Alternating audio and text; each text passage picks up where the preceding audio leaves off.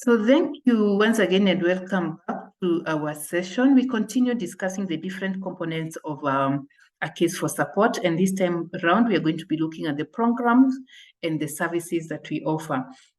So it's very important that once we have identified our goals, our objectives, then we want to ask, so what do we do? And to have that clearly documented.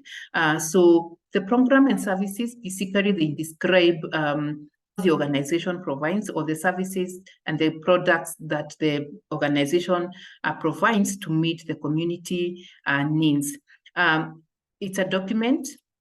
And it documents the various programs and services which are offered to the community to meet the specific needs. It shows who the target groups are and also the expected outcomes. So if you look at different organizations, you'll find they will have different programs depending on how big you are. You may have different programs in different sectors.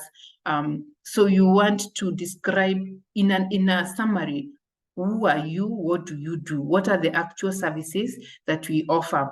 If you're in education, exactly how do you offer education services? Are you focusing on maybe getting children back to school? Are you focusing on improving the quality of education?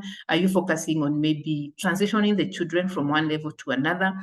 And if you're focusing on all those things, then it is important. So what is the priority? What are the services? And you'll find that in every sector, there's so much that can be done, but it is important based on your needs that you identify, then you're able to then focus your program and services. And this is also very important for those who are starting as grassroots organizations, that you have a clear of where a clear guide or an idea of where you're starting, because the needs are many. So you need to be specific. You need to narrow down to what your programs and services are, and then you can continue expanding as you go along. For the bigger organizations, perhaps this would be more of reviewing what your programs and your services are, and really aligning them to your objectives and to your goals. And this is very important for fundraising. As fundraising teams, we have to understand the programs that organizations are offering, the services that we offer,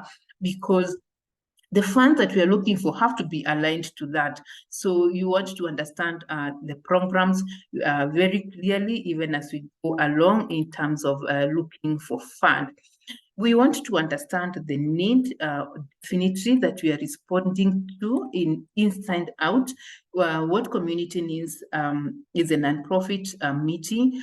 Why is it important for us to address this need? And what happens if this need is not addressed?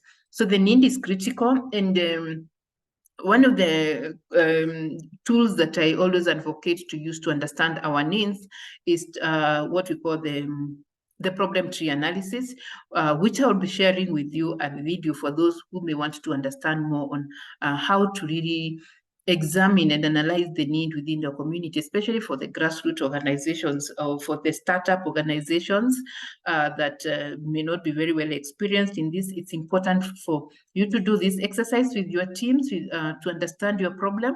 So I will share a video with more details around that. Yes, so those are the components around programming that again must go to our case for support. And with that, I want to just put a pause there, and then we'll meet in the next session.